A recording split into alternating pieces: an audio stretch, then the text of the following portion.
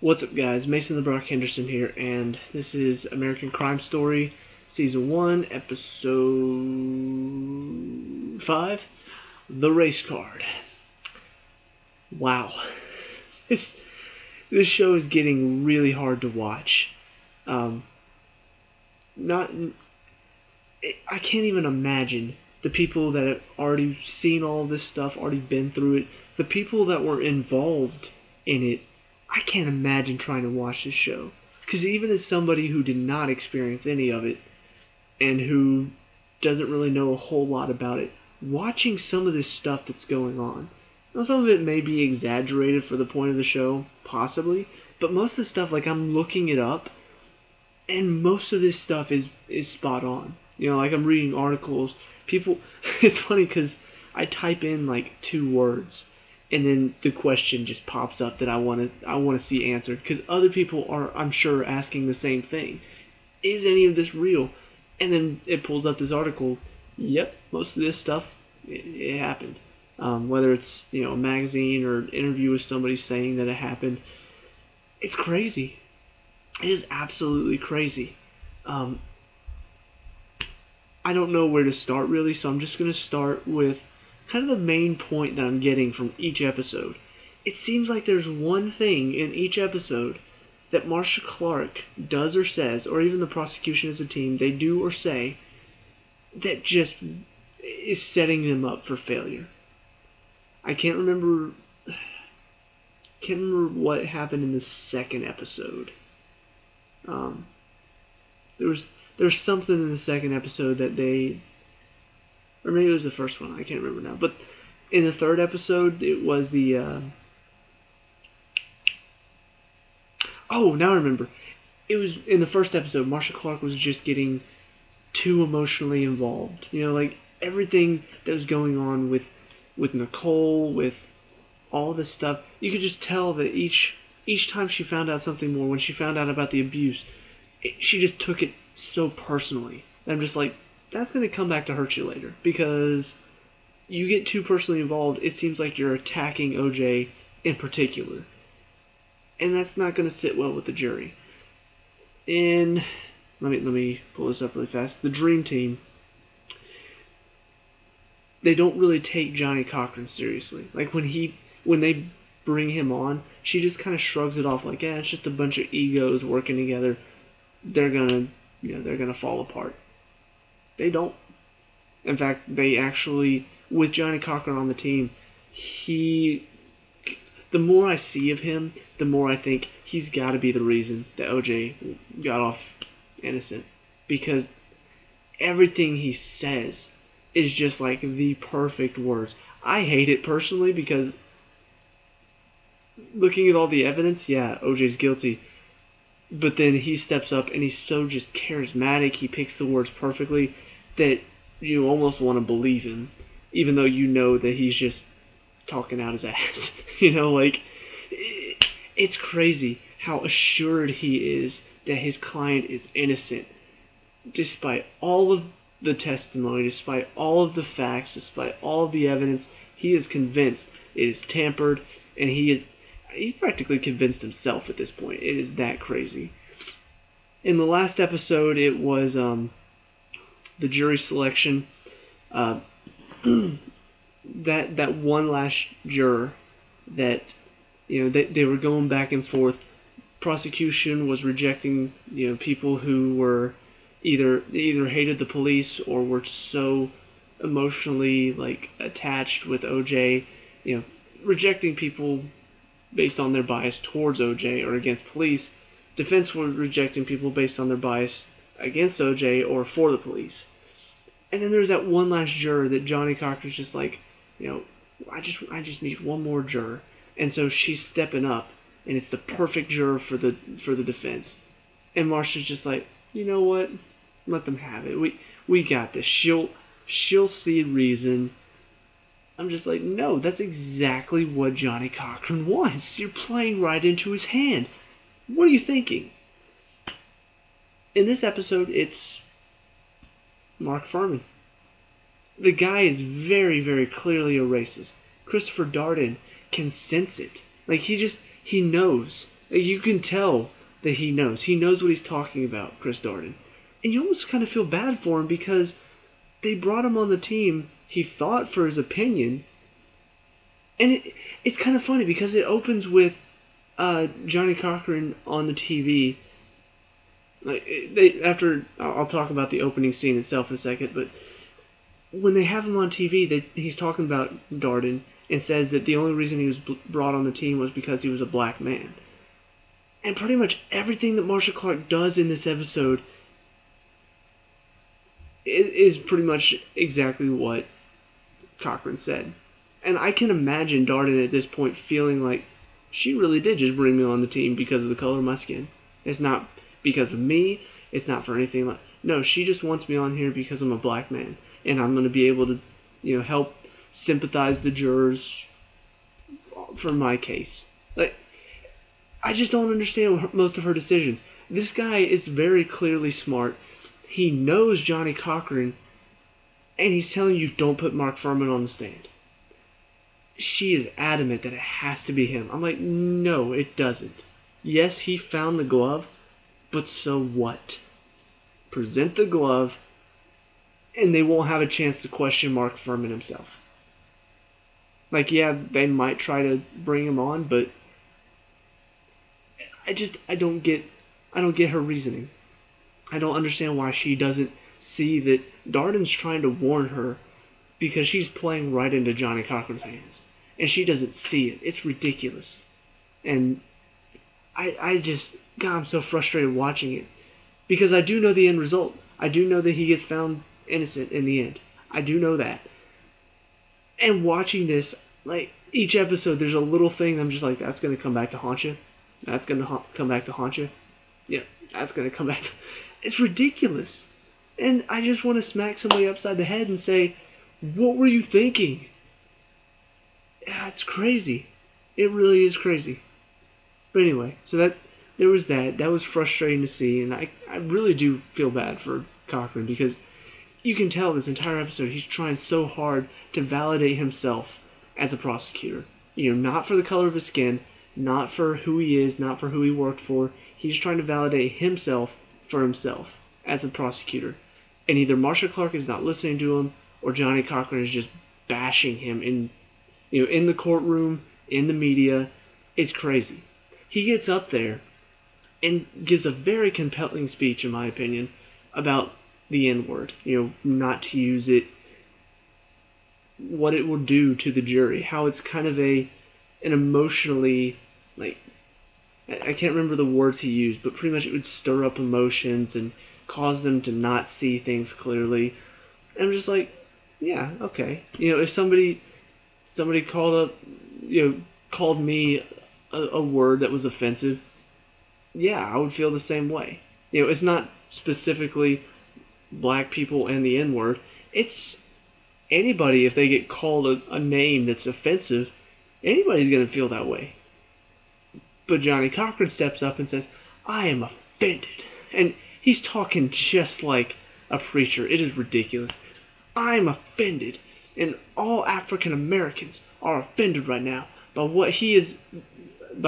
Darden is trying to assume. That black people are so emotionally unstable. I'm like, he didn't say any of this. And Cochran just turned it around on him and made it sound like he was offending black people everywhere. That he was saying that they could not handle it. That they were not emotionally ready to handle it. I'm just like, oh my gosh. I don't know whether to admire you because you're such a great speaker or hate you for being such a despicable person. Because even, all of that stuff, and then he looks at Cochran with the most condescending look and calls him the N-word and says, N-word please. I'm just like, oh my god. I admire Darden for not standing up and just hitting him in the face at that point. Now once again, another one of those scenes where it's just like, did that really happen? Who knows? But if that did happen and Darden didn't get up and slug him, props to you, man. I mean, that is just the biggest slap in the face I'm astounded at how how charismatic and yet what a slimeball Johnny Cochran is at the exact same time. It's ridiculous. Um, so that was another, and then of course as the episode goes on, Darden just, you can tell it's getting to him. All the stuff that Cochran's doing is just really grating on his nerves. It's really getting to him. And in the end, it's almost like Cochran gets what he wants because Darden's not interrogating Furman anymore. And it's almost like if he was, then the defense would have a bit more credibility. You know, like it would be more credible if Darden was the one, and you could sense, Darden can sense the hatred that Furman has, and if he kind of feeds off of that, and he speaks to them that way, it would kind of give the defense, or not the defense, the prosecution an edge just a little bit. Like to see Darden just be realistic for a moment. But with Marcia Clark up there, seeing the best in everyone, she's just going to get up there and paint a little puff story about Mark Furman, and all of the jury's just going to be like, I don't believe a word about this guy. I could just tell by looking at him that he's a racist. This is really going to hurt him. And it's funny because Cochran even said, let a white man do it, or something like that. Let the white man interrogate him. I'm just like, he wants that. He really does want that. In fact, just the fact having Mark Furman on the stand is going to help their case a lot, because he's the one that did handle the evidence, and he's clearly got prejudice, so they're going to use that to their advantage. And to have Marcia Clark doing it is just, it's not going to end well. And you can just tell that's kind of where it all is going to start really crumbling. So all of this stuff is going on. And it's just, every single scene just feels so surreal. And watching this, it's like, this is based on a true story. This is supposed to be the true story of what happened. And like I said, some of it does seem a bit exaggerated for the purpose of storytelling. But even if it is exaggerated, it still feels like this couldn't have happened. This could not have actually happened. I mean, you've got a defense team that doesn't mention it has 14 witnesses until the day of the opening statements. And then one of the prosecutors, that because of that stress of, wait, they have 14 witnesses? Because of that stress, passes out in the courtroom. Crazy. And then the defense team goes and sets up OJ's house to make it look more black friendly. I'm just like, really? Nobody was guarding the house to make sure they wasn't tampered with. And I actually read an article to see if that actually happened. And Douglas, I think it's the guy that works for Johnny Cochran, said, oh yeah, we did that.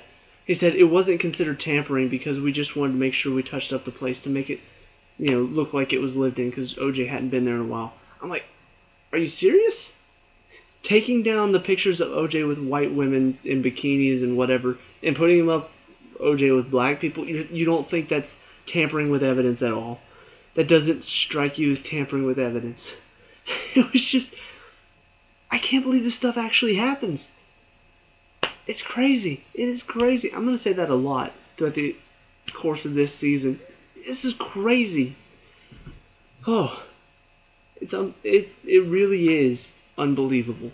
And it's funny because this stuff happened. I feel confident in saying that most of the stuff that is public did happen. Now there's a couple of scenes where, Johnny Cochran is at his house.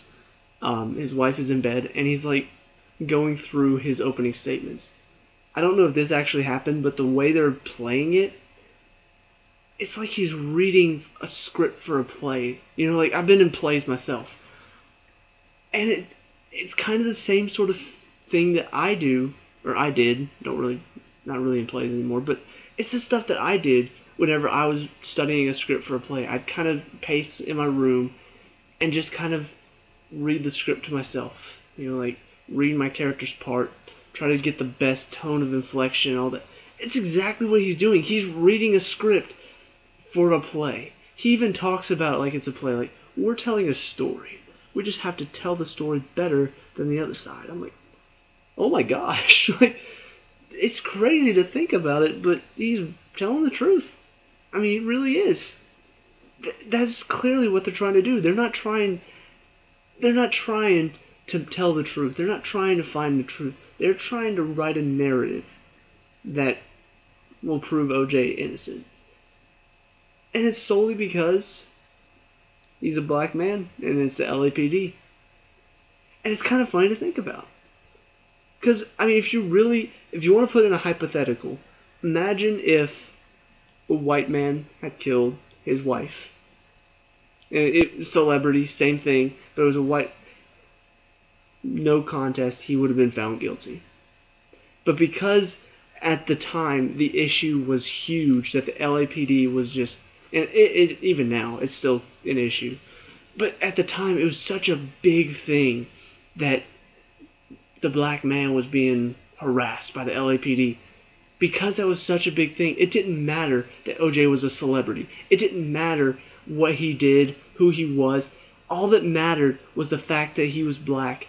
And that is the reason, because Johnny Cochran took a stand and said, this isn't right. It didn't matter whether he was innocent or guilty. The whole point was, it was a black man and he was being harassed by the LAPD. That's all Johnny Cochran was able to see. And it's crazy to think about. Saying crazy again. But that's really kind of how it went. And they're doing such a good job in telling that story, because I'm frustrated watching, because honestly, I have no problem with any other race of any kind. It doesn't matter who you are, it doesn't matter the color of your skin. I can get along with anybody. And racism, don't really experience it. Like, I don't see other people that are racist. So I don't experience it that much. I know it's still an issue, obviously, but where I live, it's not really that big a thing. So to see it, and to see what was going on at the time, and to see kind of these people that are making it a race issue when it really was not, it's crazy. It's just, I don't know, they're doing such a good job of showing it, because I'm frustrated watching the show, and that's exactly what they're trying to do. And so I don't know whether to praise them for frustrating me or to go over and slap them in the face for frustrating me. But they really are doing a good job of showing what's going on at the time. Showing some of the people that were outside the courthouse. You've got the people who are saying he's guilty. Domestic abuse is not is violence or whatever. It's not good, it shouldn't be allowed. And then you got the people over there who are just like, let OJ go, he's innocent, solely because he was black. They're doing such a good job of showing how that was such a big thing in this case. And at the same time showing it didn't matter, he was guilty. Like, they show kind of the compare and contrast, because you've got the defense and you've got the prosecution. I don't know why I said defense. You've got the defense and the prosecution at the same time talking.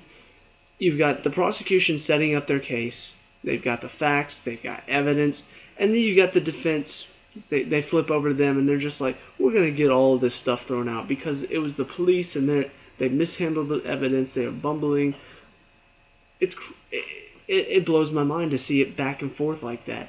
Because on the one hand, they're so confident they've got all the evidence, they've got all the witnesses, they're gonna win this. They're so confident because it has to be a race issue. It has to be he was framed because the LAPD. And the funny thing is, in all of this, in all of the racism talk and all of this stuff, the one man in the center of it is actually one of the men that probably would not have been targeted by the LAPD. Because, like they keep saying in the show, technically at this point he was white because of how successful he was. Like, I know that's weird to say, but based on how things were at the time, it was like if a black man became successful, then the rest of the people viewed him as white because he was like them. It didn't care about the rest of us. We're down here struggling while he's up there, living the dream. And they do a good job, and I'm going to talk about this in a second, of OJ kind of addressing that in this episode. But it's funny because the cops really liked him. They didn't have a problem with him because he was technically he was white. And yet they're trying to make it seem like the cops framed him because of the color of their skin. And it's funny because, wait a minute, wasn't he supposed to be like white in everybody's eyes? And yet you're treating it like he was a black man the whole time. It's very interesting to see both sides of the case. Both sides of that. How some people are looking at it like, oh yeah, he's white now, and then they're looking at it like he's a black man who's being harassed by the LAPD.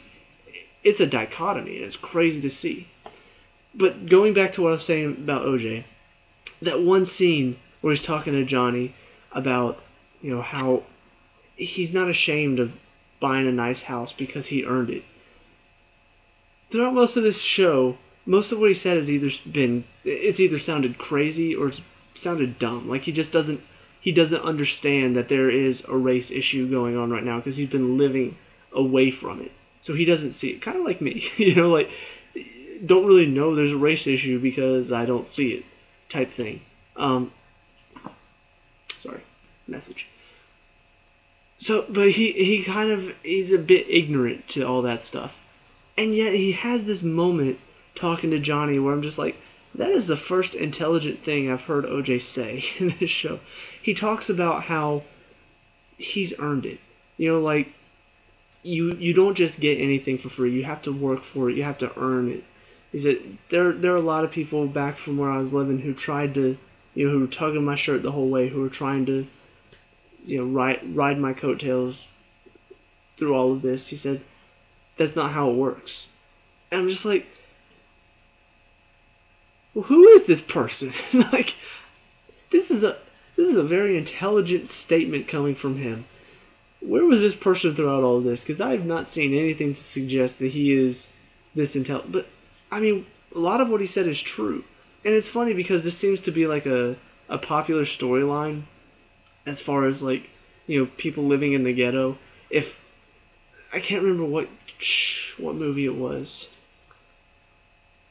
It was the story about the high school football team that had the biggest win record in high school football history or something. I think that was it. And then it got broken by this one team. I can't remember the name of the movie now though. But anyway, there were two friends. Both of them lived in the ghetto, and one was working towards making it to college, playing football there, really working to better his life. And the other one, I don't know if he was on the football team, but he wasn't looking to do anything else with his life. He was always talking about, it's just me and you. And so when this guy's looking to move on, he's kind of trying to drag him back down and say, no, no, no. And it's funny because that's kind of what OJ was saying about these people that were trying to ride his coattails to fame and glory, is that he didn't want, he knew they were there. It's not like he didn't realize they were there trying to get help from him, but that's not how it works in his opinion. That's not how he sees it, because like he said, you have to work to earn your own way, and it's kind of how it is in America. Well, actually, that's how the middle class is as far as the lower class, because for some reason we don't mind that people just sit around and do nothing. There are people out there who just think, hey, I'm entitled to this stuff, give it to me now, instead of, hey, maybe I should work to try to get money and stuff. Anyway, that's a completely different conversation, not going to get into that. But going back to the show, just overall really astounds me to see how well the show does in telling the story, as well as providing a bit of moral, I don't know the right word. It's not really moral theories. I don't know I don't know the word I'm looking for, but it does kind of hit you pretty deep as far as racial injustice, as far as the courtroom, how twisted it can be, how ruthless some attorneys and prosecutors can be. It does such a good job of showing all of this stuff while still telling the story that's trying to be told. It's like they went into this saying, we are going to tell the story of O.J. Simpson and what happened in this trial, but we're also going to touch on several things that are going to hit home with people. And it does. It very clearly does. Even though, like I said, I don't really experience any racial injustice around where I live, it still hits home for me because I see it now. And then on top of that, I can still see the whole the inequality of, not inequality, like the court system and how flawed it is. Um, so yeah, just really really amazed by the show and how well they're doing right now. A couple of other things to talk about really fast. Uh, One of the things that my mom brought up, because I did get her to watch this show too, is that she was watching this other show that was like the secret videos or something like that. Um, and it had a lot of a lot of video clips that were not really made public during the trial and stuff. And she said it's really funny to see those, like the real life stuff, and then watch this and see how much they just nail the characters. And the one she pointed out was John Travolta as Robert Shapiro. Uh, because she said when she was watching the first few episodes, like, why is he so stiff? Why is he standing like he's so stiff? And then she watched those videos. That's exactly how Robert Shapiro was, just really stiff and uptight. Like, honestly, I kind of figured that's exactly how Robert Shapiro would be. Like, I don't know why. I've never actually seen him, but when I picture what I've heard about Robert Shapiro, that's what I picture. I don't know why, but it works. It really does. I said I was going to talk about the opening scene, where you've got Johnny Cochran driving his girls to dinner, and then a cop pulls him over. That scene was crazy. Using crazy again, I don't care. That scene was crazy.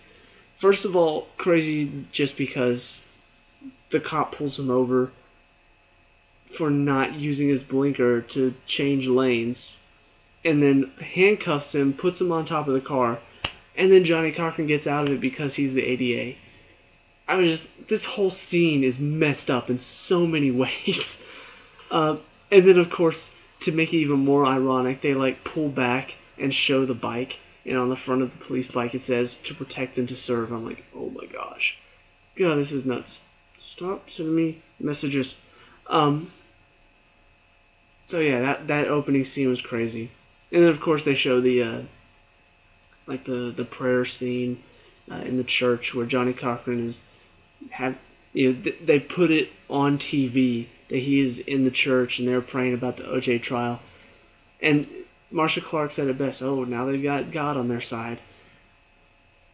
To the media, yeah, they do. That is a huge media thing to show these people standing up for OJ. And they're doing such a good job of really showing how they use the media to their advantage. The press conferences, the interviews, now showing that. It's crazy how much they actually used these media outlets to really reach out to people. Could you imagine if the internet was popular back then? My God, there would have been little ads popping up whenever you're playing a game on your phone and then an ad pops up and says, "Prove OJ innocent." What? No, don't go away. It would have been nuts to see. So that was really well done to show that. There's one other thing I wanted to talk about.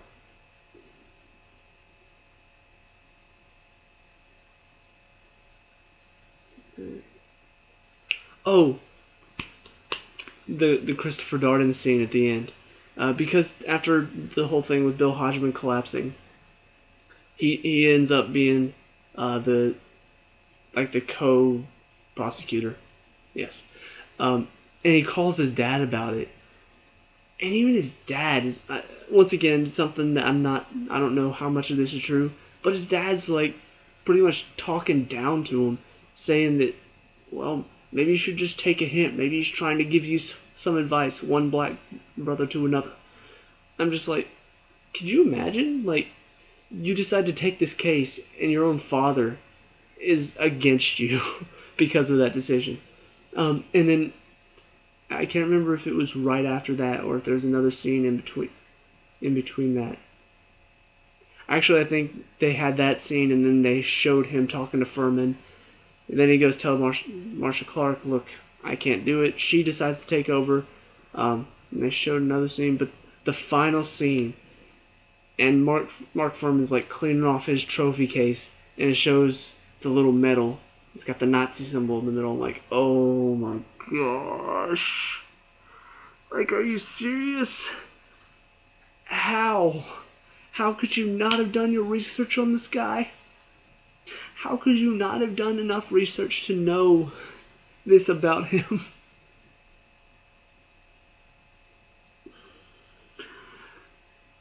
It's like I'm sitting here. I'm just like, okay. You got a car right here. You got a train coming here. And all I can do is watch. Because, I mean, first of all, obviously this has already happened. Second of all, it's a TV show. Third of all, it really is like watching a train wreck about to happen. Because all these pieces are in place, and they're just all falling right into the defense's way. It's crazy. It is crazy, crazy. I don't care how many times I say it. I don't care if it gets overused. I don't care if you go in the comments and tell me stop saying crazy. I'm going to say crazy many times as I want to, because this freaking show is crazy. Because I can see it happening. I can see it all setting up. I can see it all ready to go. I can see each piece falling into place, as it all just sets up to be this huge chaotic mess that's going to fall apart for the prosecution. Because I said before how if it was a white celebrity, it would have been different. I still stand by that. But beyond the fact that this was made about race, all of the decisions that the prosecution are making are just playing right into Johnny Cochran's hands. And he is so smart and charismatic and just downright just dirty as far as his tactics that you just know he's going to use all of this to his advantage. And it's really hard to watch. It really is. It's such a good show, and all of it is done so well. Every scene is shot brilliantly. They kind of capture emotions without saying anything, with just showing facial expressions. Ooh, one second. Ooh, it came out of nowhere. But they capture so much so well. But it's so hard to watch because I know what's coming. I know what's about to happen, and seeing it all build up to fall apart. I'm just like, I don't want to watch. I don't want to watch, but I can't stop watching. Like, Trainwreck is the best thing because you don't want to watch it because it's horrible, but at the same time you want to watch to see it just because it's a train wreck. You know, it's a magnificent train wreck about to happen. I can imagine the next couple weeks are going to be very frustrating. I mean, already from the previews, they show the one cop who apparently drove home with evidence in his car instead of logging it in. Could you be any more stupid? And then, of course, they show Mark Furman's going to take the stand next week. Oh, I can just imagine what a field day Johnny Cochran's going to have with him. It's not going to be pretty. So yeah, really good show, but really, really is hard to watch and hard to experience. I can't imagine having lived in that time, experienced it all then. But anyway, those are my thoughts. Let me know down below what you think of it. Um, Obviously, I'm pretty sure most people are probably enjoying the show. Maybe same type of enjoying that I am. Like the show is great, but at the same time, it's hard to watch. Seeing that all of this stuff happened. But yeah, let me know down below what you think. Um, Let me know what you kind of want to see more of. Honestly, I think they're doing a great job. I don't think there's any more or less that they can show right now. It's doing a good job of showing like the trial and stuff, and then showing a bit of stuff on the outside as well. So we're not getting bogged down in like trial politics and stuff. But yeah, let me know what you think. Leave a like and subscribe for more American Crime Story content, and I will see you at the next review. Peace out.